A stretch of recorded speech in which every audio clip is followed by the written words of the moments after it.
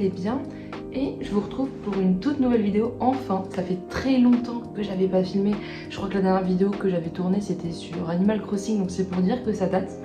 Mais j'ai pas tourné parce que en gros il se passait pas grand chose dans ma vie niveau scolaire, à part le début d'une deuxième semestre.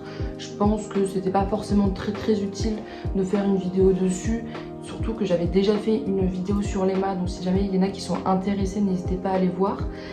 Et en gros, aujourd'hui je me suis dit, bon, mon master pour moi c'est déjà fini, enfin c'est passé. J'ai eu tous les résultats des concours de journalisme, donc je me suis dit je vais tout condenser ensemble, comme ça fera une vidéo un peu orientation. Donc je vais diviser, je pense, la vidéo en deux parties. La première partie je vais faire les concours de journalisme et la deuxième un truc sur mon master. Donc j'essaierai de mettre deux chapitrages dans la vidéo. J'espère que je n'oublierai pas, comme ça les gens, si vous n'êtes pas intéressé par une partie, vous pouvez aller directement à l'autre, il n'y a pas de souci. C'est vrai que sur cette chaîne, j'ai jamais trop parlé de journalisme alors que je passais les concours cette année. C'est vrai que, à part des vidéos sur la prépa ou l'EMA, j'ai jamais tellement évoqué le fait que oui, je passais des concours cette année et que j'avais en effet choisi l'EMA à l'origine parce que, en gros, j'avais un doute entre l'EMA et lettres modernes.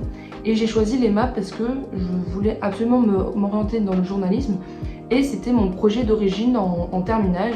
J'étais rentrée dans une prépa parce que je savais qu'on pouvait intégrer des écoles de journalisme en prépa. Sauf que en fait je me suis rendu compte que, à part le CELSA, dans la Belle, il n'y a pas d'autres écoles de journalisme. Et quand on fait deux ans de prépa, en fait, et que si vous avez le CELSA au bout des 2 ans, en gros ce qui se passe c'est que vous avez fait une L3 communication. Et je n'aime pas la com et je ne voulais absolument pas m'embêter à rester pendant 1 an dans une école, dans une matière, si on peut dire ça comme ça, qui ne m'intéressait pas du tout. Donc j'avais pas demandé le CELSA. Je sais pas s'il était payant pour les boursiers, je crois quand même 30 €. Donc je me suis orientée ensuite en l'EMA en 3e année pour pouvoir en fait avoir des cours un peu plus journalistiques, un peu plus dans ce que je voulais me diriger à l'origine. Donc très bien, j'arrive au 1er semestre, je suis très contente parce que j'avais un cours qui s'appelait écriture journalistique, quelque chose comme ça. On voyait des bases journalistiques, mais la prof d'office elle est arrivée, elle a dit bah écoutez, ce cours là suffira jamais assez si vous voulez préparer les écoles. En effet, j'avais que 2 heures par semaine, je m'en doutais énormément, mais en fait je pensais que l'EMA préparait quand même au concours un minimum. Je sais pas trop si vous voyez ce que je veux dire. C'est un peu une licence professionnelle si vous voulez, mais d'un côté en fait j'ai juste l'impression d'avoir été dans une sorte de lettres modernes, mais un peu pour les nuls. Enfin pas pour les... ça a l'air un peu dégradant ce que je dis, mais en gros, si vous souhaitez faire du journalisme, l'EMA c'est bien parce que vous n'aurez pas beaucoup d'heures et que les matières ça ira, mais il va beaucoup falloir travailler à côté. Et lettres modernes, je connais quelqu'un qui est en lettres modernes, ça avait l'air beaucoup plus compliqué et beaucoup plus short de bosser et d'avoir du temps libre qu'en l'EMA. Donc en fait, il y a beaucoup de travail, beaucoup personnel. Ensuite, également, je n'en avais jamais parlé, mais j'avais rejoint un journal qui était le journal étudiant de la Sorbonne, donc je crois qu'il y en avait 2, et moi j'en avais rejoint un des 2. Donc j'écrivais 1 à 2 articles par mois dans le côté dans la presse papier. J'écrivais pas dans la presse web, pas parce que j'avais pas envie, mais parce que je préférais j'aime beaucoup le format papier, j'aime pas trop le format web. Puis comme ça j'avais une trace un peu papier, vous voyez, donc ça m'intéressait beaucoup plus. C'est vrai que j'aurais pu faire web plus papier, mais 2 articles par mois, en fait, on peut penser que c'est pas beaucoup, mais il y a des recherches à faire, il y a l'écriture, il y a les corrections, il y a le fait que 2 à 3 personnes passent après vous sur l'article et qu'il va falloir corriger, parfois aller refaire des recherches parce qu'il y a des trucs qui fonctionnent pas.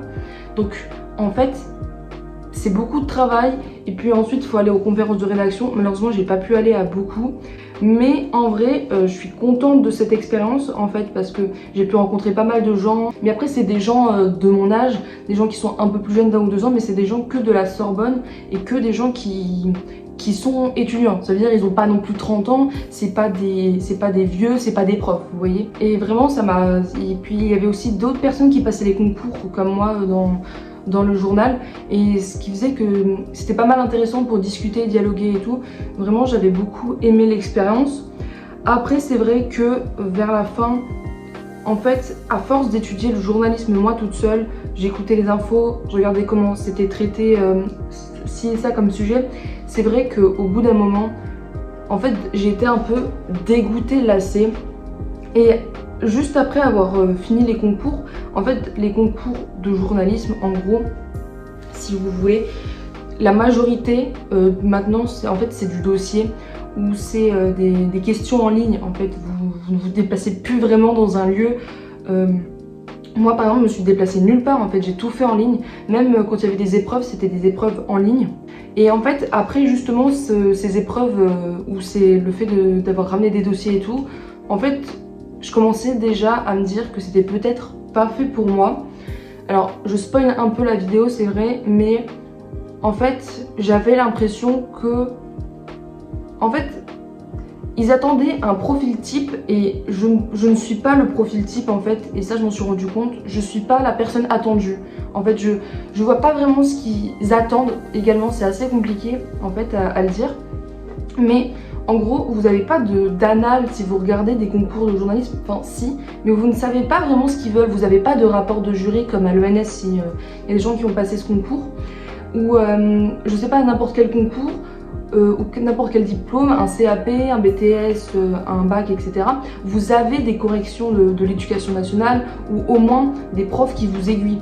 Là, dans les écoles de journalisme, vous ne savez pas qu'est-ce qu'ils veulent. Enfin, en fait, si vous ne connaissez pas des gens qui ont passé ces écoles, des gens qui ont réussi ou des journalistes professionnels, en fait, c'est beaucoup plus compliqué de rentrer dans ce genre d'école. Parce qu'il faut déjà avoir en fait des contacts, et ça a été un problème pour moi, j'avais pas vraiment de contacts. Et également, peut-être rapprochez-vous de gens qui sont déjà dans ces écoles-là pour voir comment ils ont passé les concours, qu'est-ce qu'ils ont fait pour réussir, s'ils ont lu des bibliographies, parce que parfois il y a des concours comme le CELSA qui donnent des bibliographies à lire. Moi j'avoue que j'en ai touché à aucune, parce que déjà j'étais en licence, donc j'étais quand même en train enfin, j'avais les partiels, en même temps j'étais dans un journal. En fait, j'avais vraiment l'impression de divaguer dans deux activités différentes tout au long de l'année. En fait, j'avais l'impression d'être à fond nulle part. Je sais pas si vous voyez, mais quand vous êtes à 50% dans une licence, 50% en train de préparer les écoles, en fait, je sais jamais sur quel pied danser. Je sais pas si des gens voient ce que je veux dire, mais ça veut dire que en fait tu te divises en deux. Tu te dis, bah il y a une partie qui doit quand même travailler pour la licence parce qu'il faut quand même obtenir une L3, enfin les 180 ECTS pour pouvoir accéder à l'école. Et en même temps, tu es en train de travailler pour avoir un autre truc à côté parce que tu veux pas rester à la fac, parce que tu as un autre projet professionnel en cours. Et à ce moment-là, bah, tu te dis, enfin je sais pas sur quel pied danser. Et c'est le problème que j'ai eu surtout à partir de décembre. Ce qui s'est passé, c'est que il y a eu les débuts en gros des inscriptions, des débuts de dossiers. Par exemple, il y a eu Sciences Po. Sciences Po, c'est un immense dossier à faire. Il faut des lettres de recommandation, il faut des lettres professionnelles. Faut compléter, faut répondre à des questions, il faut faire un CV, des lettres de motivation. Vraiment, c'était hyper long. Et moi, j'en pouvais plus. Clairement, des questions, répondre à des trucs, je me suis dit, ouais, vas-y, ça me saoule. J'avais même plus envie de le faire. Je me souviens, je crois, pendant les vacances de Noël, alors que j'avais bientôt les partiels, j'étais encore en train de répondre à des questions de Sciences Po en me disant, mais qu'est-ce que je fais, quoi? J'ai l'impression de perdre du temps, alors que je suis censée normalement bosser sur mes partiels et être à fond dessus parce que j'avais quand même 2 matières à réviser. Et à la place, bah, en fait, j'étais en train de répondre à des questions et ça m'avait un peu énervée. Ensuite, il y avait janvier, février, mars. Là aussi, c'était vraiment le rush pour moi encore parce que il y avait le début du nouveau semestre. J'avançais pas du tout sur les cours au 2e semestre. Alors que je devais remplir des dossiers, il y a l'IPJ qui demandait de faire répondre à une question, à 2 questions en format vidéo. C'est vraiment des épreuves très différentes en fait, vous voyez. Là, je viens de vous dire que pour l'IPJ, il faut faire des vidéos et répondre à des questions, alors qu'à Sciences Po, c'était des questions et un énorme dossier. Ensuite, le CELSA, il y avait 2 épreuves, il y avait une contraction. En gros, vous lisez 20 articles de journaux qui sont donnés et vous devez en gros faire un article avec ça, mais qui résume tout ça en fait. Voilà. Et il faut faire attention parce qu'il y a des articles pièges et il faut bien répondre à la question qui est donnée en haut ou au thème, et il ne faut pas faire bien sûr de hors-sujet. Donc ça c'est un peu comme une disserte mais sous forme d'article journalistique, tout en faisant en fait une sorte de contraction et de synthèse, c'est tout un truc. Et la deuxième épreuve, faut que je m'en souvienne, c'était quoi la deuxième épreuve encore? Je crois que c'était un essai journalistique, fallait répondre à une question, et je crois qu'il y avait aussi un texte à lire, ça je me souviens plus trop, ça date, ça commence à remonter. Les résultats étaient tombés. Alors au début j'ai été pas mal déçue, surtout par Sciences Po, parce que j'ai été refusée à Sciences Po, en gros j'ai été refusée partout, et le CELSA aussi j'ai été beaucoup déçue. Et en fait à ce moment là je me suis posée et je me suis dit, est-ce que vraiment je voulais vraiment faire ça? Alors je dis pas ça dans le sens de ah ben en gros j'ai pas eu ce que je voulais donc je boude, je dis non mais moi je suis trop forte, eux ils ont pas voulu de moi, c'est vraiment des connards. C'est pas du tout ça que je dis. Je dis pas ça dans le sens j'ai été vexée d'avoir eu des refus donc je fais la gueule, je change d'orientation, mais plutôt dans le genre alors ok j'ai été refusée, ça m'a vachement blessée quand même, faut pas croire non plus, ça m'a fait quand même mal de savoir que j'ai pas été prise, mais à ce moment là je me suis demandé si c'était pas vraiment la chose la plus utile d'avoir eu un refus. Et encore les résultats de l'IPJ, eux ils venaient plus tard que les résultats du CELSA, de Tours, du CFJ, plus de Sciences Po. Et quand vraiment l'IPJ m'a envoyé un mail de refus, je me suis dit, vraiment, j'ai eu un ouf de soulagement, j'étais trop contente. Alors ça peut paraître très bizarre, mais en fait j'étais contente de pas passer des euros, de pas m'infliger en fait un truc qui, j'ai l'impression en fait, je m'étais un peu foutue dans une case. Alors ça va paraître un peu bizarre, mais en gros en terminale, je savais que je voulais me diriger vers les lettres, mais je sais pas quoi faire. Parce que si vous écoutez, généralement en littérature, on te dit tu vas finir prof, ou tu vas finir dans une bibliothèque, librairie, ou tu finis au chômage. La réflexion sur le chômage, je l'ai énormément eu par des gens qui jugeaient le fait que j'étais en littérature, ou même c'est un peu ce que tu as l'impression en fait que les profs te disent quand tu es au lycée ou au collège. La seule voie où je me suis dit ça va passer, c'est le journalisme, dans le sens où je voulais pas devenir prof, je voyais pas vraiment les débouchés à l'époque, et je me suis un peu foutue dans la classe journalisme en mode c'est bon, j'ai un truc, j'ai trouvé, maintenant je fais ma vie, ça sera dans 3 ans les concours, hasta la vista, maintenant je fais en prépa et puis on en parlera après. Et en fait en rentrant en Cagne surtout, je me suis beaucoup rendu compte qu'en fait il n'y avait pas forcément que le journalisme dans la vie qui existait, qu'il y avait des gens qui faisaient de la recherche, qu'il y avait des gens qui travaillaient dans du patrimoine, qu'il y avait des gens qui travaillaient dans plein de domaines.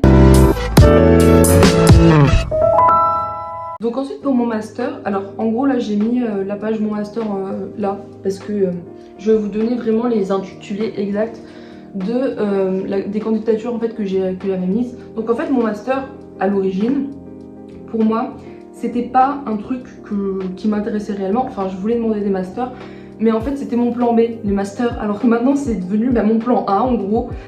J'ai fait 6 demandes différentes, je vous dirai où est-ce que j'ai été prise, ensuite à peu près ce qu'ils voulaient chacun dans chaque truc que j'ai demandé, par exemple s'ils veulent une CV, lettre de motivation, enfin bref vous avez compris. Et ensuite je vous dirai dans quoi j'ai été acceptée tout de suite ou non, et ensuite mes positions, liste d'attente, enfin moi il y a un peu comme les vidéos Parcoursup. En fait j'ai demandé surtout à Paris et j'ai juste mis 2 villes, une ville qui est près de chez moi et une ville qui était déjà. J'ai demandé la Sorbonne en lettres dans l'intitulé littérature française, donc ça c'est le vœu que je voulais en 2e position à l'origine, qui est devenu mon vœu numéro 1. Ensuite j'ai demandé à l'université de Lille études littéraires en lettres. Ensuite j'ai demandé toujours à Sorbonne Université lettres et multimédia. En gros c'est l'EMEA, en gros si vous voulez c'est l'EMA mais en master, mais je vais vous en reparler de ce truc là après. Ensuite j'ai demandé à Metz dans l'université de Lorraine littérature, livres et médiation. Ensuite j'ai demandé à Paris 8, donc à Paris lettres. ils ont juste intitulé lettres. Et ensuite à Sorbonne Nouvelle, en lettres, j'ai demandé langue et littérature française. Donc à l'origine, mon plan, si j'étais refusée dans les écoles de journalisme, c'était de prendre l'EMEA. Et comme ça, je travaillais de mon côté le journalisme. Et ensuite, ça me permettait, moi, en plus d'avoir une expérience professionnelle, parce qu'il y a un stage de 3 à 6 mois en l'EMEA. Donc c'était la première chose que je voulais à l'origine. Et quand j'ai été refusée dans les écoles de journalisme, je me suis renseignée dessus. Et en gros, ce qui se passe, c'est que déjà, il faut écrire, je crois, 60 ou 80 pages de mémoire en un an, en plus de 30 pages de rapport de stage, en plus d'un stage de 3 à 6 mois. Plus, il fallait en plus que je prépare les écoles de journalisme. Je trouve ça un peu abusé. Je me suis dit que c'était pas possible. En fait, si je voulais vraiment repasser les écoles, soit je prenais un autre master plus light, soit en gros, je retournais en L3 dans un autre truc, en attendant, juste pour dire oui, je suis là, mais sans être là. Ou alors, je fallait que je prenne une année sabbatique. Et en gros, à la suite de l'EMEA, en gros, si vous voulez, vous avez en fait, à nouveau, en gros, l'EMEA, si vous voulez, c'est que 1 an. Et ensuite, il faut se respécialiser. Il faut repasser par e-candidat pour ensuite espérer avoir un autre master en M2. Donc en fait, vous passez une sélection et je trouve ça horriblement stressant. Imaginez, vous n'avez pas vos concours une deuxième fois, vous dites bon, cette fois-ci je fais l'EMEA et au revoir quoi. Et en fait, vous vous rendez compte mais que vous n'êtes pas pris. Donc je sais pas le nombre de places là-dessus, faut pas me demander.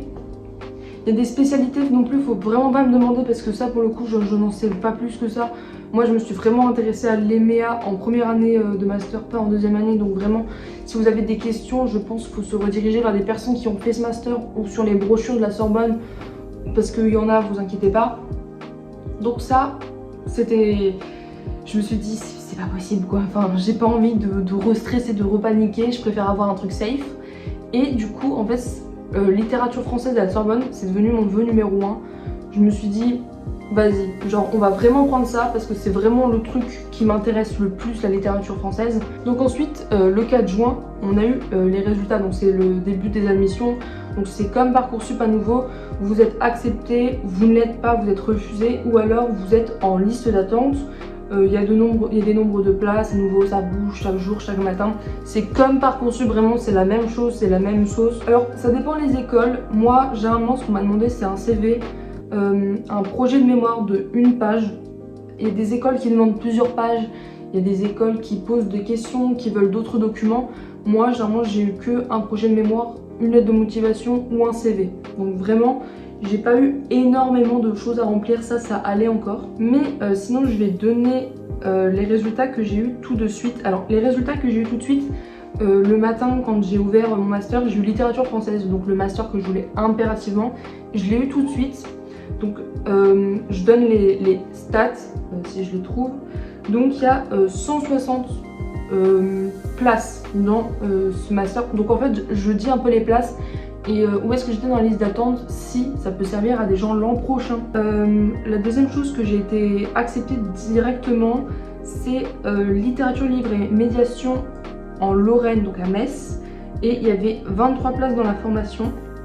Alors ensuite là il va falloir que j'ouvre des screenshots parce qu'étant donné que j'ai refusé tout le reste. Voilà.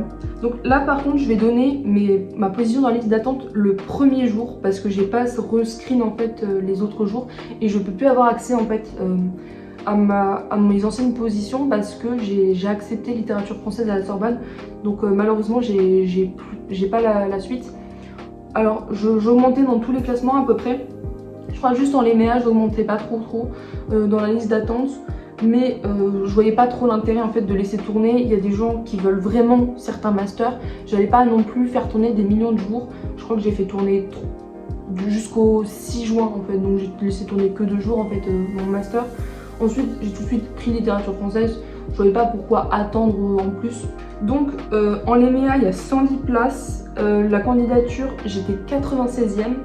Ensuite, le rang du classement établi par la commission d'examen de l'établissement, j'étais 206e. Ça, j'ai pas trop compris en fait. Du coup, je suis 96e ou 206e. Enfin, en fait, j'ai pas trop compris la nuance entre les deux lignes.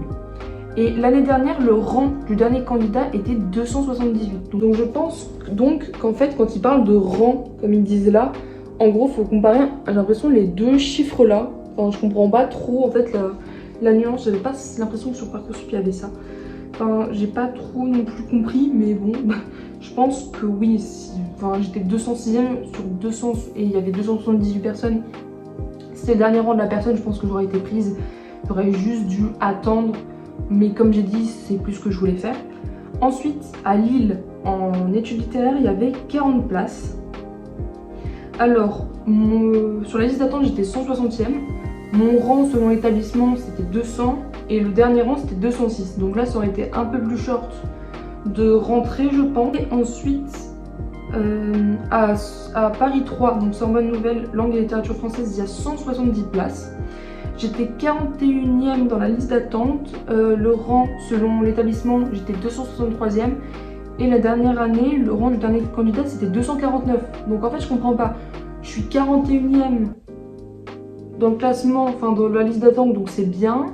Mais d'un côté, il y a un rang. Enfin, s'il y a des gens qui ont des explications dans les commentaires, je veux bien les prendre parce que je comprends pas trop la nuance. Ou également, c'est pour aider d'autres gens qui ont mon master l'an prochain. Ça serait cool. Je suis débile parce que je vous dis, je sais pas finalement si j'ai été prise, mais en fait, j'ai été prise le lendemain à Sorbonne Nouvelle, le 5 juin. J'ai été prise à Sorbonne Nouvelle le 5 juin. Et j'ai été prise dans 2 masters le 4 directement. Et j'étais en liste d'attente pour l'EMEA, Paris 8 et Lille. Donc je pense que je les aurais eu si j'aurais fait tourner. Mais voilà, à nouveau, s'il y a des gens qui ont l'explication entre la nuance entre liste d'attente et le rang de l'établissement qui est donné, n'hésitez pas. C'est surtout pour les gens en fait qui vont faire mon master l'an prochain ou dans plusieurs années.